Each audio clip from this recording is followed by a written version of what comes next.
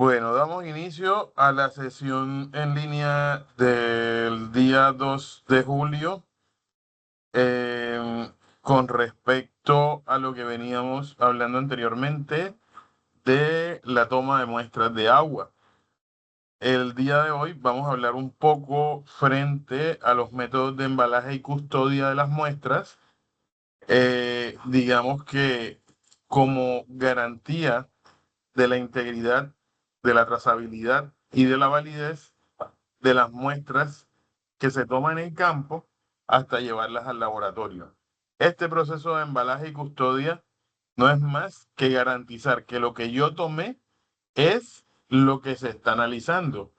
Este embalaje permite que yo pueda reconocer esa muestra en el laboratorio y no la vaya a confundir con otra muestra de otro lugar diferente. Y la custodia permite que yo la pueda proteger de diferentes factores. Hay muchísimos riesgos de que esa muestra, digamos, pueda ser invalidada al momento de llevarla hasta el laboratorio. Hay casos muy extremos donde, por ejemplo, si estoy de parte de, no sé, de una autoridad ambiental, inclusive el responsable de esos vertimientos, por ejemplo, o el usuario de ese agua podría alterar esta muestra para obtener unos resultados totalmente diferentes.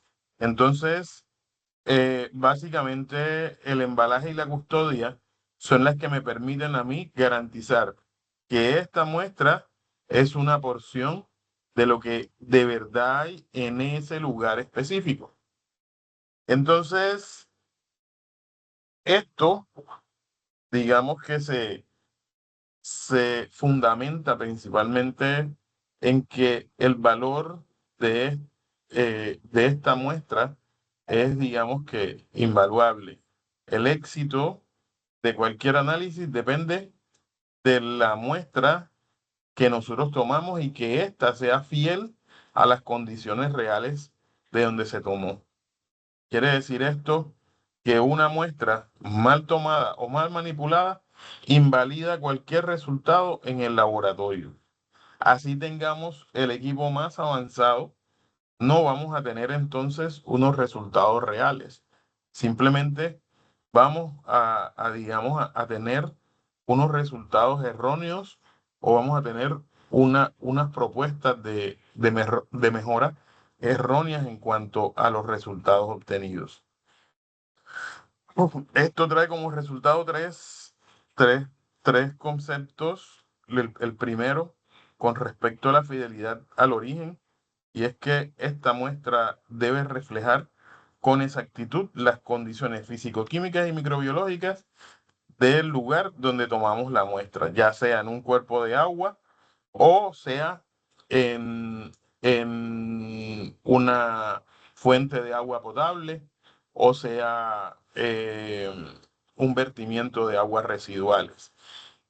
Eh, Quiere decir que esta, esta muestra debe, digamos que, presentar, digamos, las condiciones de ese recurso en ese momento específico. Por eso, la importancia entonces de del embalaje de la muestra para poder tener una idea de las condiciones reales en el tiempo real. Por otra parte, el riesgo de invalidación es muy alto debido a que un error en la toma o en el embalaje ya compromete toda la inversión analítica y puede generar decisiones ambientales incorrectas.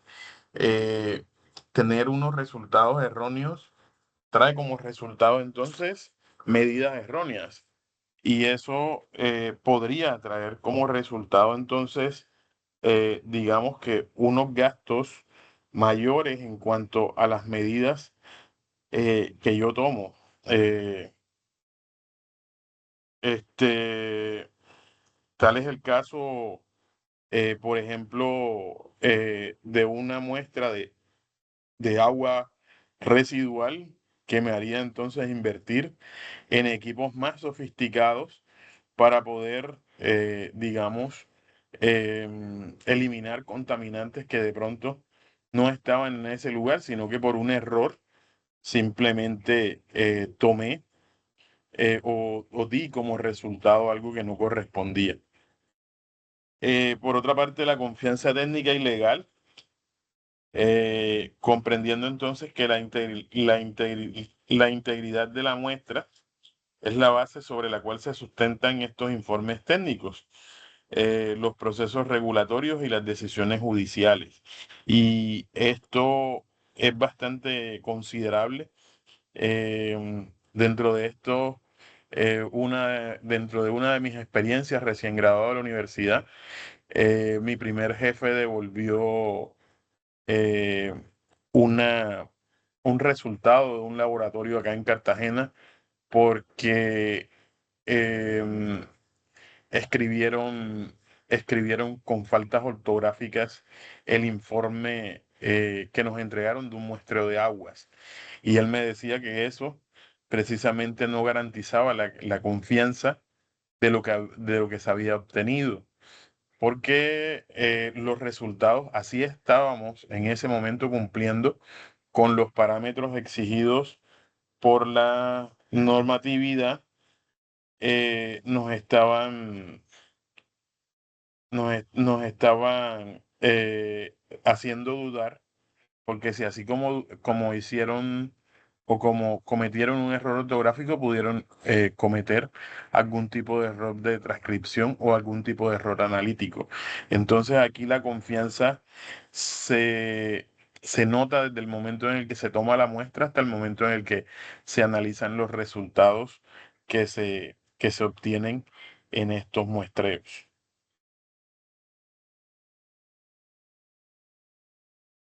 Desde estos conceptos, entonces, el embalaje, digamos que es una barrera física entre la muestra y los factores que podrían alterar sus propiedades durante el transporte al laboratorio. Esto porque inicialmente tenemos una protección física debido al uso de contenedores rígidos con separadores internos que evitan el contacto entre las botellas. Esto hace pues que obviamente no haya una mezcla de diferentes muestras dentro de él. Y los materiales amortiguadores como la espuma o el papel craft absorben los impactos y las vibraciones durante el transporte de esas muestras hasta el laboratorio. Y eso entonces hace pues la garantía de que no hubo, digamos que una muestra combinada con otras muestras dentro de este ejercicio.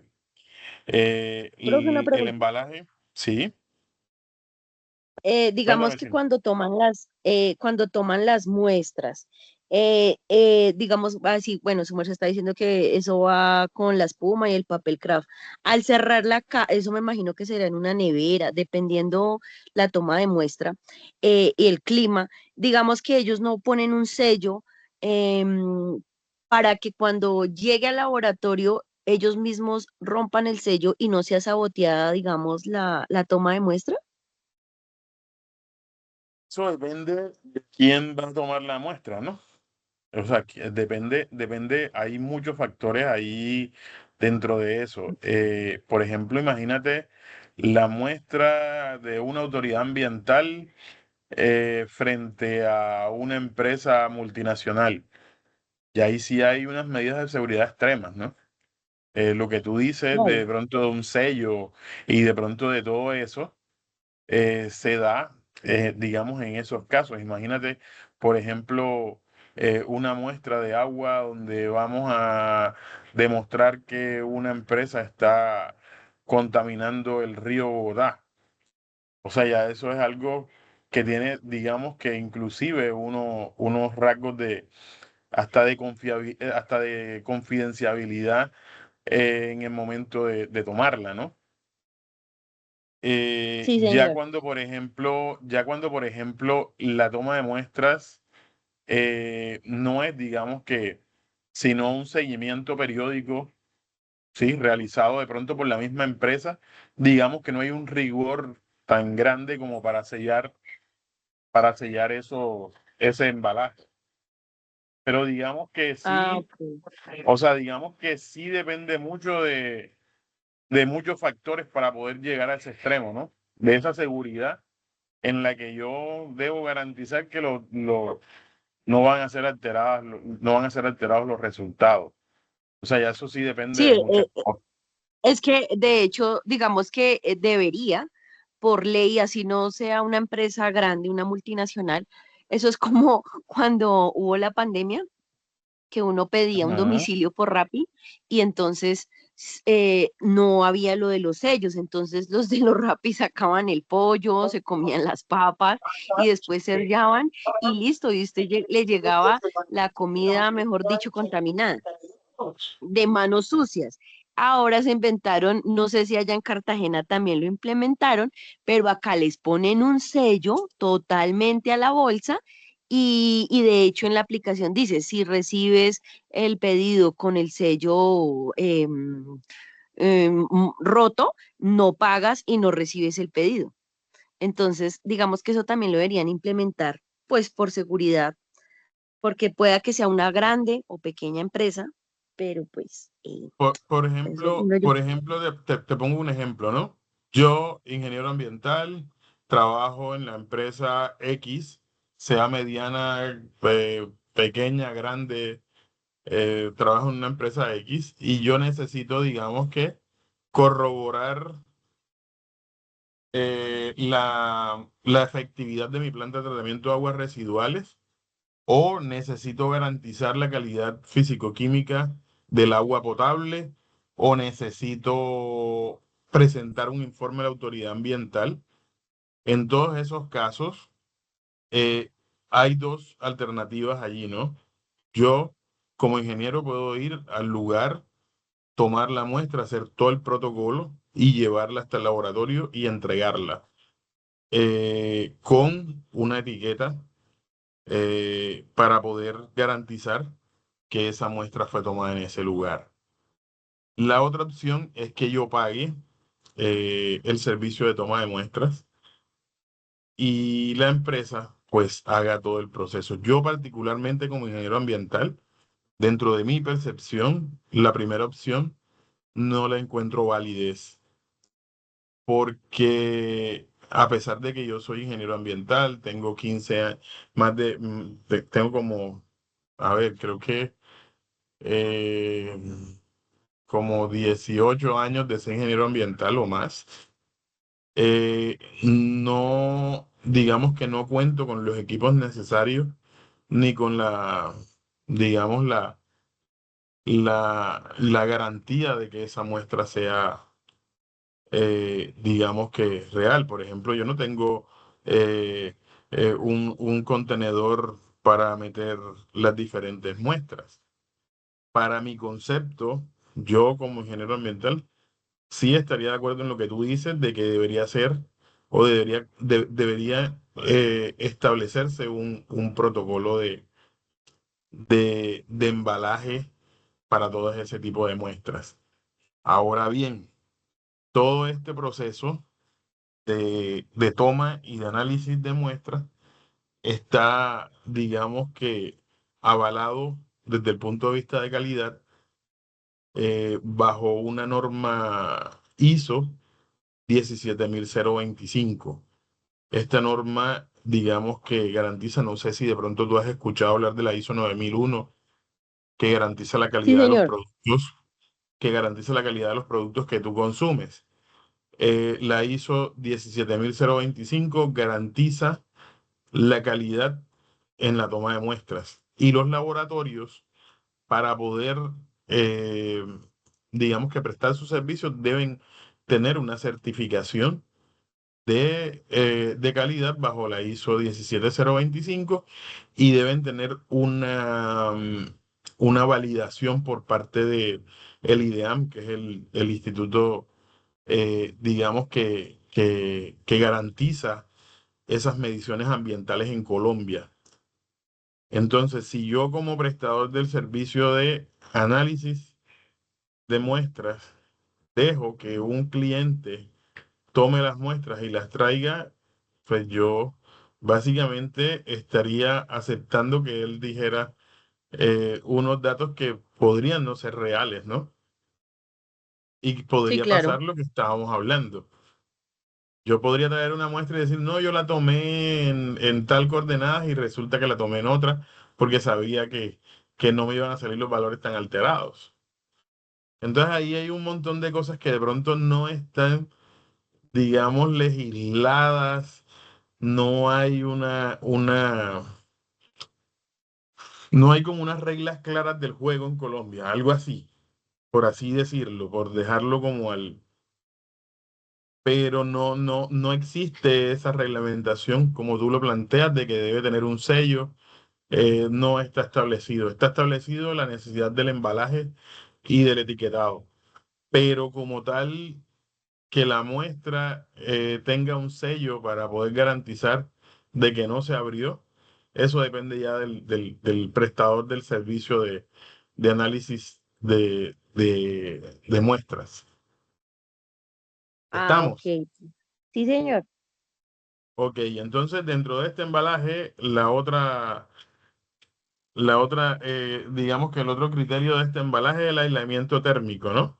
Las cavas isotérmicas con refrigerantes, casi siempre con hielo seco o con gel refrigerante, mantienen la temperatura entre 0 grados y 6 grados, que son, digamos que, el rango en que deben mantenerse estas muestras para garantizar que los parámetros físico-químicos y microbiológicos se mantienen hasta el momento de su análisis. Ojo que este aislamiento térmico casi siempre debería estar en aproximadamente 4 grados centígrados, considerando que cuando el agua llega a 0 grados, ya comienza un proceso de congelamiento, ¿no? Ya hay un cambio de estado. Y esto afectaría considerablemente los parámetros, sobre todo físico-químicos. Profe, o Finalmente, sea que ahí, sí, perdón, interrumpo, o sea que ahí tiene no te uno que preocupes. estar, digamos que uno tiene que estar ahí con un termómetro midiendo la temperatura, o ahí hay un manómetro, bueno, no sé, algo que nos indique la temperatura de la nevera. No, básicamente, digamos que por el uso del hielo seco o del gel refrigerante, tenemos una consideración en ese rango de temperatura. En algunos casos, pues te puedo hablar de acá de la costa, debido a las altas temperaturas, nosotros sí debemos digamos que monitorear la temperatura si la muestra se toma muy lejos del lugar de la sede del laboratorio, ¿no? O sea, por ejemplo, que yo tome una muestra en el mar, a no sé cuántos kilómetros del mar, y tenga que traerla hasta acá, hasta el casco urbano de la ciudad. Ahí entonces sí tengo que comenzar a garantizar de que esa temperatura sí esté dentro de eso, dentro de ese rango. Eh, En algunos casos sí sería necesario medirlo. En otros casos no es tan necesario porque se supone que el hielo seco y los gel refrigerantes pues tienen unos rangos de temperatura que digamos que por todos los fenómenos físicos que ocurren, ellos van a garantizar, digamos, tener esa temperatura en ese contenedor. Pero ya en los casos extremos como los que te estoy mencionando, pues ya ahí sí entonces habría que monitorear qué tanto de verdad esos valores eh, quedan, digamos que, dentro de ese rango de temperatura. Ah, ok, Eh, profe. Finalmente, dentro de este embalaje es importante también todo el tema del etiquetado indeleble, ¿no? Y es que cada envase debe llevar la identificación con un código de muestra, con una fecha, una hora, un punto de muestreo y el responsable.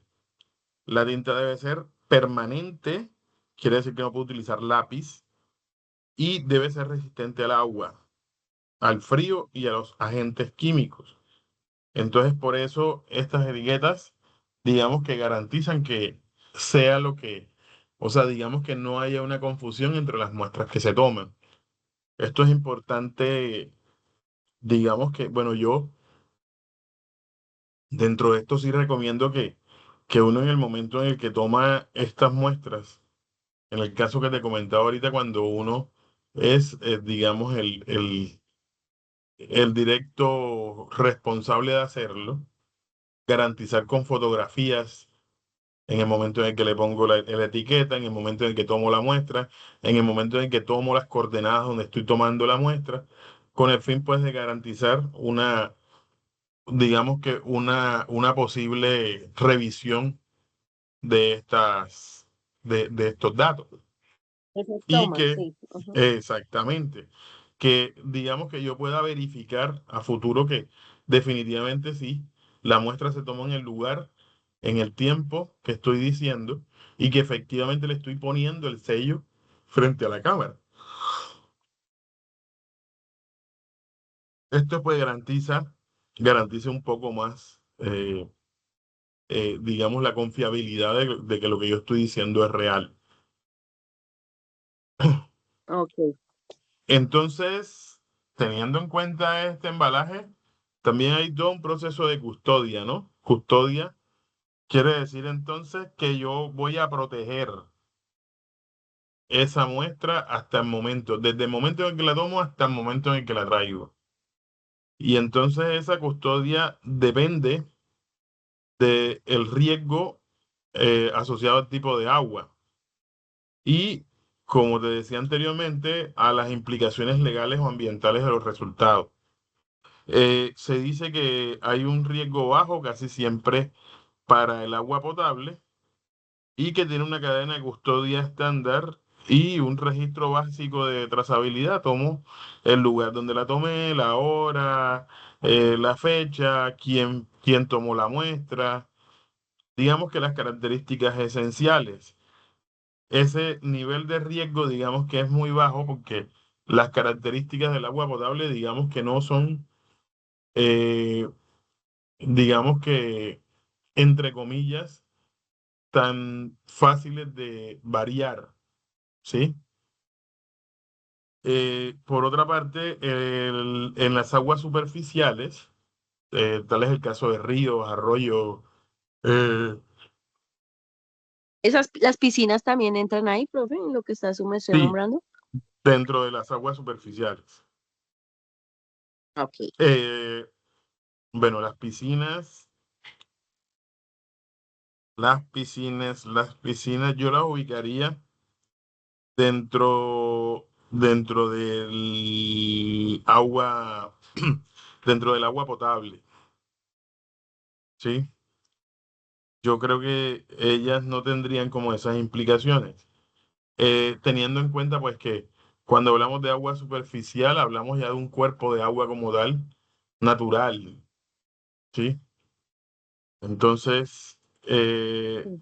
ya en este nivel de riesgo medio, ya tengo que tener un control de parámetros de transporte, que era lo que hablábamos ahorita hace un ratico, y un monitoreo de blancos de campo, que ese ahorita se los muestro. Y finalmente hay un nivel alto de riesgo en las aguas residuales e industriales, porque ya aquí sí hay una custodia rigurosa. Y aquí sí hay unos sellos de seguridad inviolables, que eran lo que estábamos hablando hace ratico, ¿verdad? Si te das cuenta en los niveles de riesgo medio y bajo, no aparece la necesidad de un sello de seguridad, pero ya aquí sí, y Sí. era en el ejemplo que te decía. Ujú. En el caso, por ejemplo, Ok.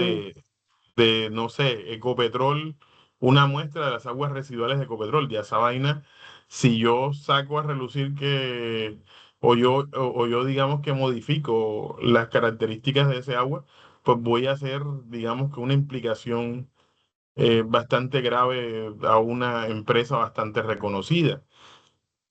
Eh, ya aquí sí hay un registro exhaustivo de cada manipulación de la muestra.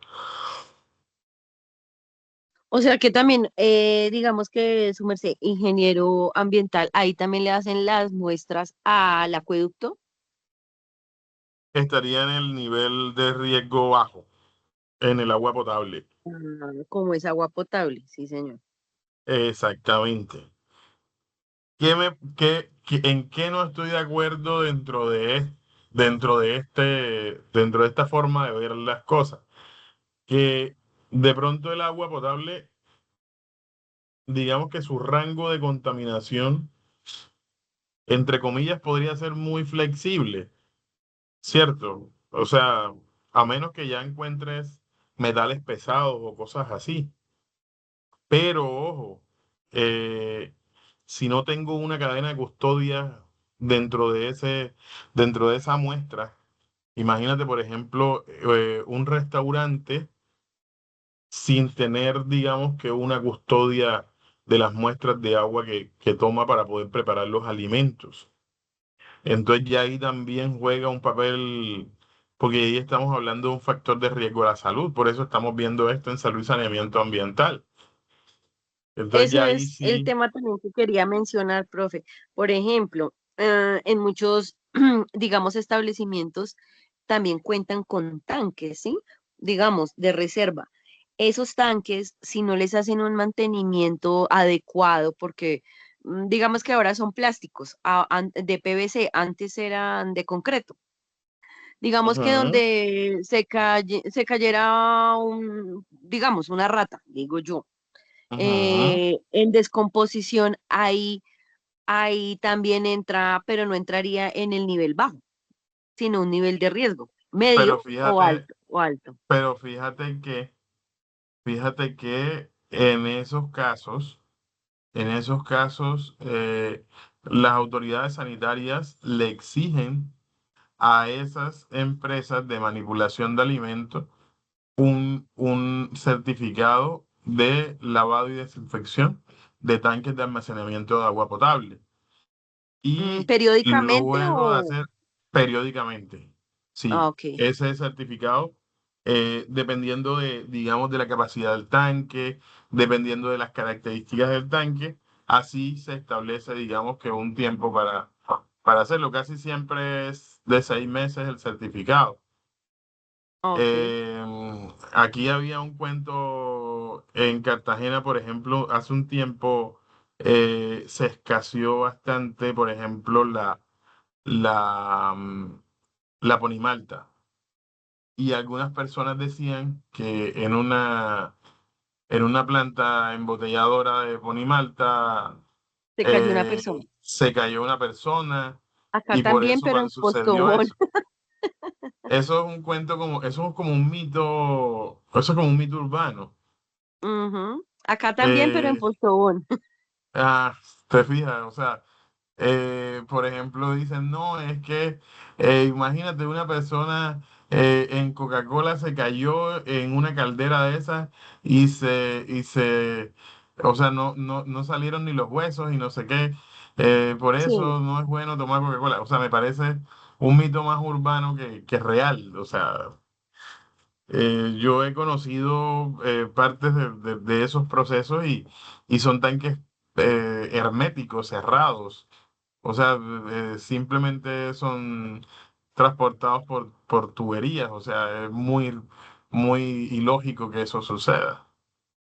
Pero Ah, sí, en el ujú. caso en el que tú mencionas de los restaurantes, por eso la autoridad ambiental, la autoridad sanitaria exige el lavado y la desinfección de los tanques en periodos de tiempo relativamente cortos también, porque hay en casos, por lo menos, yo he tenido clientes aquí en Cartagena de restaurantes que lo hacen cada 6 meses. Y yo en este momento, por ejemplo, soy el asistente técnico de una empresa que hace todo el tema de lavado y desinfección de tanques y hace fumigaciones. Y pues la mayoría de los clientes sí, lo hacen aproximadamente cada 6 meses. Ah, ok. Luego de que se hace el lavado y la desinfección, se termina de la, o sea, se hace todo el lavado del tanque, se llena, se toma una muestra y se envía al laboratorio y se entrega con el certificado para garantizar que el lavado fue exitoso y que no quedó ningún tipo de rastro de los desinfectantes que se utilizaron. Ah, ok. Entonces, dentro de este nivel, o sea, estos niveles de riesgo lo que evalúan es la necesidad de custodia que deben tener esas muestras. Y si te das cuenta, entonces, se garantiza, digamos, una custodia mayor en las aguas residuales e industriales que con respecto al agua potable, que es la que nosotros consumimos. Eso es lo que de pronto no comparto dentro de la clasificación.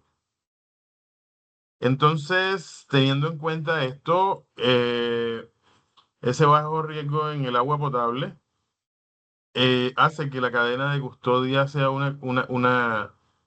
digamos que sea estándar con registro de trazabilidad básico. Quiere decir que, digamos que hay un registro en el que tenemos una trazabilidad de quienes han tenido en sus manos estas muestras y se enfoca básicamente en la identificación de los responsables y las condiciones de transporte. En el riesgo medio, que ya es el agua superficial, ya aquí entonces tendríamos que tener un control de parámetros de transporte, ¿no? Y ahí sí entonces se incluye la temperatura y el tiempo que demoré entre la toma de muestras y el tiempo en que tomé la muestra y la llevé al laboratorio. Y hay un monitoreo de blancos de campo para detectar contaminación durante el traslado. Ese monitoreo de blancos, digamos que es una muestra que me permite garantizar las condiciones del lugar. Y finalmente, en el riesgo alto, requiere una custodia muy rigurosa, con sellos de seguridad, con registro de cada persona que manipula la muestra y con documentación fotográfica del proceso, que era lo que te decía anteriormente. Yo, así sea una muestra de agua potable, yo sí acompaño la medición, acompaño la toma de muestras, pues precisamente con ese registro fotográfico para tener una trazabilidad de que lo que tomamos es efectivamente lo real. Pero es que así con registro fotográfico, profe, así da más seguridad, digamos, al cliente. Claro, toda una vida porque o sea, hay clientes que de pronto son un poco más rigurosos. En el caso, por ejemplo, lo que te mencionaba hace un ratico, de que mi primer jefe era bastante riguroso y de pronto un día tomamos unas muestras de agua y le mandan los resultados con faltas ortográficas y él escribió una carta al laboratorio y le dijo, ¿saben qué? Yo no voy a pagar su factura a menos que ustedes me repitan la toma de muestras. Porque si ustedes se equivocaron en una palabra, se pueden equivocar en mis resultados. Y era un resultado que iba hasta la autoridad ambiental. Entonces él decía, yo no sé qué tanto ellos se pudieron equivocar y qué tanto podría yo entonces garantizar que lo que ellos hicieron es real. Y pidió entonces todo un registro fotográfico del proceso de toma de muestras, pidió un montón de cosas para poder garantizar, pues, precisamente, digamos que la confiabilidad de lo que él estaba recibiendo.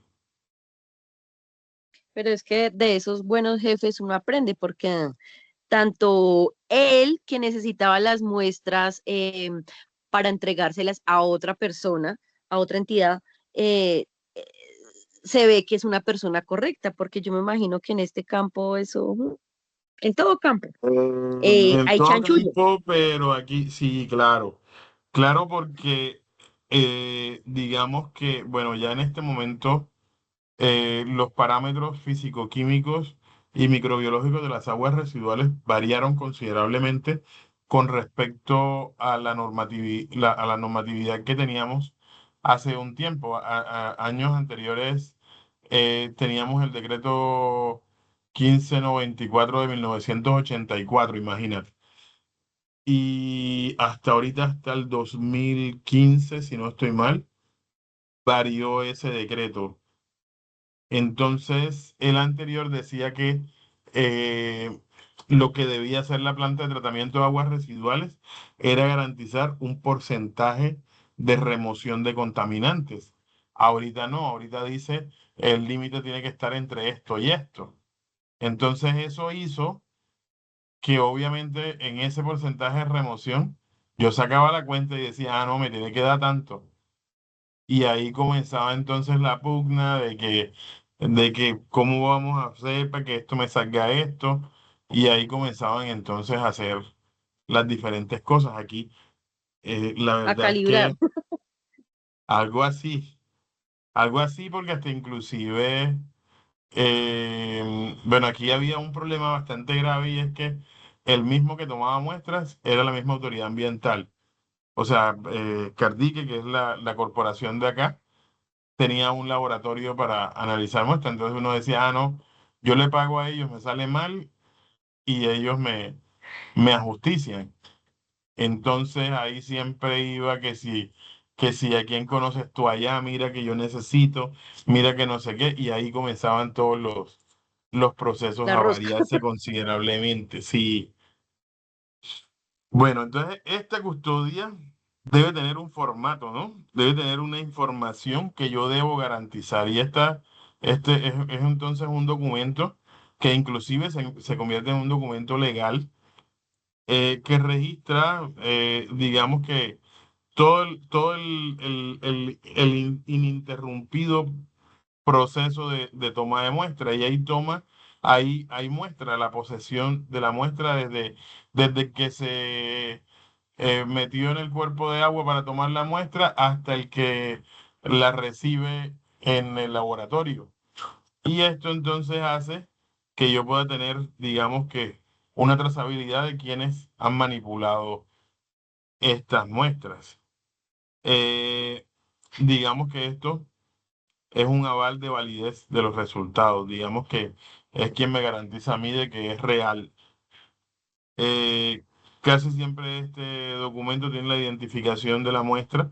Esas muestras se les colocan un código, ¿sí? Ya eso depende de la empresa que tome las muestras. Tiene una fecha y una hora de recolección, tiene un nombre y una firma del responsable, las condiciones de transporte y de preservación y la firma de cada persona que recibe la muestra. Cada vez que yo se la entrego a otra persona, esa persona firma, la otra se la entrega a la otra y firma, y así sucesivamente. Ese formato, digamos que garantiza para esa muestra que fue real. Una información clave de ese formulario, la identificación del proyecto. Casi siempre debe llevar el código del estudio, el cliente, la ubicación geográfica del punto de muestreo. Asimismo, debe llevar la descripción de la muestra y es el tipo de agua que se toma, los parámetros que se van a analizar en el laboratorio, el tipo de recipiente que se utilizó y los preservantes que se añadieron. Y finalmente, el registro de la transferencia que tiene cada cambio de custodia. Ahí queda entonces firmado, fechado y con hora exacta de quién me la recibe.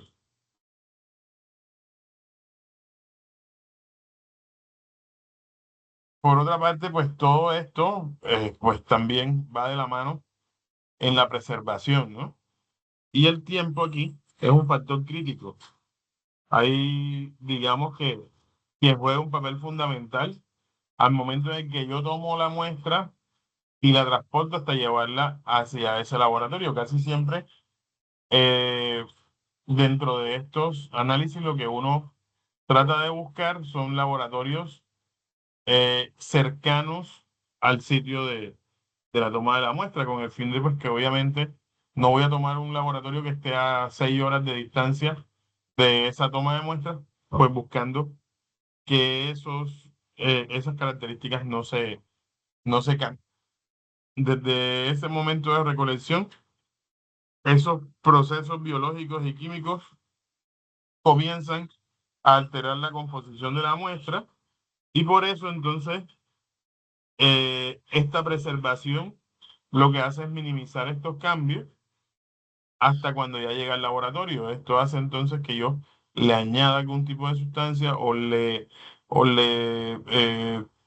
controle la temperatura buscando pues precisamente eso.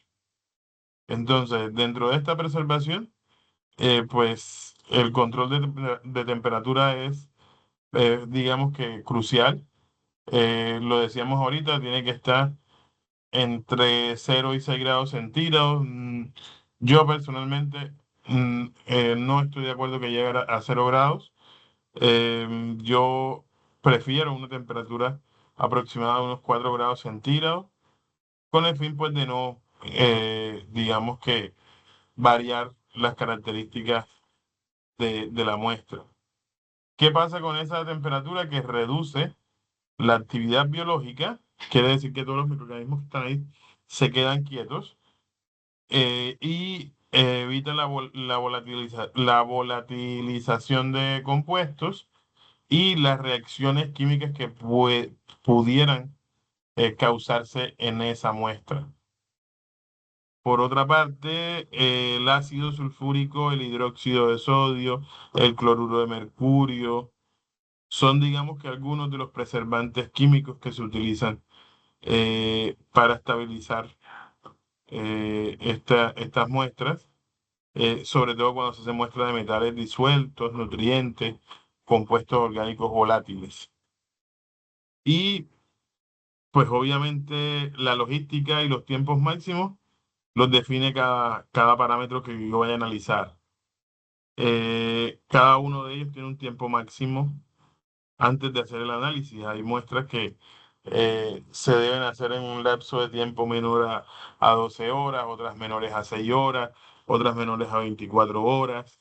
Entonces, digamos que cada uno de esos parámetros tiene unas características específicas. Por eso, digamos que la logística que yo hago para esa toma de muestra y entrega al laboratorio debe ser crucial para que ese resultado sea el adecuado. Todo esto, Profe, una pregunta. sí, eh, Cuando hacen la toma de muestras, bueno, eso va en nevera, ¿eso lo transportan en un carro común y corriente o un camión con termoquímico? no, no, como va metido ¿Las neveras? dentro de las cavas, no es Ujú. necesario llevarlo, digamos que en un camión refrigerado. Simplemente, pues lo que te decía, y así como lo veíamos ahorita, dependiendo del nivel de riesgo de la muestra, pues se va como que analizando esos parámetros físico-químicos a ver si definitivamente no se han alterado con respecto al transporte. O sea, casi siempre cuando la muestra es muy lejos o el calor está muy alto o el frío es muy bajo, o sea, ya entonces ahí sí debo ir monitoreando que lo que tengo dentro de la cava, pues Que no se baje, precisamente que no está se suba dentro la de esos temperatura. grados. Exactamente. Y o sea que, digamos que ustedes como ingenieros ambientales, ustedes también toman muestras donde queda, digamos, el agua que baja de donde hay volcán, digámoslo en Ibagué. En Ibagué Ujú. hay un sitio que es el Nevado. Hay un agua que baja súper caliente. Un Entonces termal. ahí también se toman muestras, un agua termal, sí. Sí, claro. Y ahí, ¿cómo sería el protocolo de esa agua que es caliente? Entonces, digamos, es para mirar eh, cómo viene el agua, porque igual esa agua va bajando y se va comunicando con los ríos. Ahí, es la toma de un agua termal, si es caliente.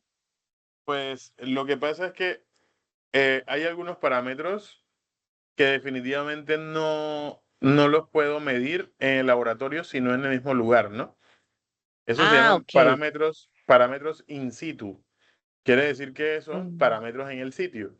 ¿Como cuáles? Como la Ujú, temperatura, por ejemplo. Imagínate si yo tomo sí, una muestra de agua allí, la meto en la nevera y la llevo hasta el laboratorio. Cuando y mido se la enfría temperatura en el y se laboratorio, pierde, obviamente tiene una temperatura totalmente diferente. obvio. ¿Qué debo Ujú. tener en cuenta allí? La forma en la que almaceno y custodio esa muestra, porque los microorganismos tienen diferentes rangos de vida con De vida. respecto a la temperatura, ¿cierto? Ujú, Entonces, si es ujú. un agua que tiene, vamos a ponerle una exageración, no sé a cuántos grados está, ¿no? Pero digamos que Pues está se a puede 60 cocinar grados hasta huevos. centígrados. Ujú, Digamos que está, alta. vamos a decir que entonces está a 80 grados centígrados. Sí, Sí, por porque ya los exagerar. 100 sí, ya por exagerar, porque yo creo que si está a 80 creo que eso sirve para pelar pollo. Sí, Pero sí, sí. digamos una temperatura, no sé, 60 grados, 50 grados centígrados. Ujú. Ya ahí tendría que ver entonces, si es una muestra microbiológica, tendría que ver, digamos, qué tanto esa presencia de esos microorganismos los puedo garantizar hasta el momento de llegar al laboratorio. Sí, Ujú. porque ya ahí entonces, digamos que ya ahí la muestra no podría tener, digamos que, un tiempo tan largo para poderlo llevar hasta allá. Sí, claro. Entonces ya ahí sí tendría que analizar y tendría que buscar la estrategia para poder medir la presencia de esos microorganismos en ese lugar. En el sitio, sí. Exactamente. Y Ahora, llevar casi todo el equipo siempre, adecuado para realizarla ahí. sí, aunque casi siempre en ese tipo de muestreos se, digamos, lo que se analiza es más que todo la presencia de coliformes fecales. El caso, por ejemplo, de Escherichia coli, que es Ujú. la Materia bacteria que fecal. produce el cólera. Ujú. Entonces, digamos que esa bacteria pues tiene unas condiciones de vida, entonces yo lo que debo garantizar son las condiciones de vida de ella hasta el momento que llegue al laboratorio. Ah, claro. Y que tampoco pueda tener unas condiciones en las que ella se vaya a reproducir, ¿no? Porque de pronto si tomo la muestra allí, resulta que le doy unas condiciones eh, que aumentan, digamos que El riesgo. la presencia de ella dentro de la muestra también. Mm. Bueno, Ah, entonces ok, profe. como conclusión de todo esto, digamos que la preservación y el embalaje y la custodia lo que hacen es, o se reducen a unas buenas prácticas y un aseguramiento de la calidad, ¿no? Y es que la calidad de los datos analíticos comienza desde que tomamos la muestra. El personal de muestreo es el primer y más importante eslabón de la cadena de calidad, porque si la muestra la tomo mal, los resultados, pues obviamente van a estar malos. Eh, para eso es importante tener en cuenta tres cositas. La primera, los blancos de transporte, y ya te lo había mencionado antes, son unas muestras de agua libres de cualquier tipo de analito que viajan junto con las muestras reales, ¿sí? Y su análisis verifica que el embalaje, los recipientes y el transporte no tengan ningún tipo de contaminación. Estos son vitales para validación interna, o sea, yo me llevo una muestra adicional y a ese también, digamos que le hago como un análisis paralelo para poder garantizar que todo lo que hice, digamos, fue real y no fue tan alejado de la realidad. A eso le llamamos blanco de muestra, ¿no? A esa muestra que no es la muestra oficial, la que le tomé foto, la que embalé, la que hice todo el proceso y todo digamos que todo el show de la toma de muestras, pero es, digamos, la que me permite comparar que sí es real lo que estaba haciendo. Importante también dentro de esta calidad la capacitación del personal de campo, eh, que reciba, digamos que entrenamiento periódico en las técnicas de muestreo, en el uso de los equipos, en el llenado de los formularios de custodia. Digamos que toda esta competencia debe mantenerse dentro de esas personas porque al final ellos son los que garantizan la calidad de esa toma de muestras. Y finalmente la calibración de equipos también es bastante importante, por lo menos los pHímetros, los termómetros, los oxímetros, las ondas de conductividad, sí, que son, digamos que, análisis in situ, o sea, en el sitio, deben calibrarse antes de cada muestreo, con el fin, pues, de garantizar que los datos son reales. Sí, eh, eso se calibra bajo una solución buffer, que está certificada, para ese tipo de práctica. Obviamente un equipo descalibrado pues va a generar unos datos erróneos, va a generar una información que no es real. Bueno, eso era lo que traía para el día de hoy. Esta es la última sesión de toma de muestras de agua. Ustedes van a comenzar con un nuevo instructor el 8 de julio. Van a comenzar con el instructor de seguridad y salud en el trabajo. Es una competencia transversal. Entonces, por esa semana yo no voy a estar con ustedes, sino que voy a estar allí pues pendiente de todo, pero no voy a dar formación yo, sino el instructor de seguridad y salud en el trabajo. Profe, o Hasta sea, el... ¿su merced ya no vuelve? O sea, ¿ya no nos Sí, volvemos a ver en clase? ¿O sí, solamente claro. el 8 de julio? No, desde el 8 como hasta el 15, si no estoy mal, va a estar el otro instructor. Ah, o sea, dos Después de clases. ahí, nuevamente vengo yo. Ok. Es porque va a venir una competencia que es transversal, que es la competencia de seguridad y salud en el trabajo. Entonces eso, obviamente van a tener un instructor especializado en el tema de seguridad y salud en el trabajo. Ah, El- ok. Luego de que él salga, nuevamente vengo yo a seguirles hablando de salud y saneamiento ambiental. O sea, yo soy el instructor técnico de ustedes y les hablo de todo lo técnico de salud y saneamiento ambiental. Pero ustedes van a tener diferentes instructores transversales, por ejemplo, en matemática, seguridad y salud en el trabajo, hábitos saludables, o sea, hay diferentes competencias en las que van a tener otros instructores. O sea, como varias materias, digámoslo así. Algo así, algo así, Algo así. Sí. algo así. Ya nosotros terminamos, el 7 terminamos, digamos que esta materia de toma de muestras. Ya ustedes terminan las actividades y ya pues ya yo terminé de hablarles de toma de muestras, de equipos, de todo lo que era el proceso de análisis de muestras. Ah, ok, profe. Cindy, preguntas con respecto a las Pues actividades.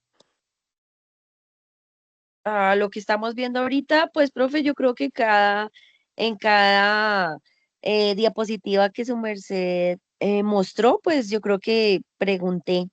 Entonces, dudas, inquietudes sobre la clase de hoy no tengo. Y Y pues sobre las así es. actividades desayuna, No, profe, ¿cómo vas? eh, voy bien. Pues voy esta semana, no he terminado con unas cositas y me falta el video, profe, no lo he hecho, profe. No El te video preocupes que no lo todavía he hay hecho. tiempo. Hoy, esta semana, pensaba hacerlo sábado y domingo. Entonces, sí, pero lo otro ya lo subí. Ok. Y no, así no estoy así tan atrasada, solo me falta es como el video. Ah, ok, dale. No hay Y problema el resto, entonces.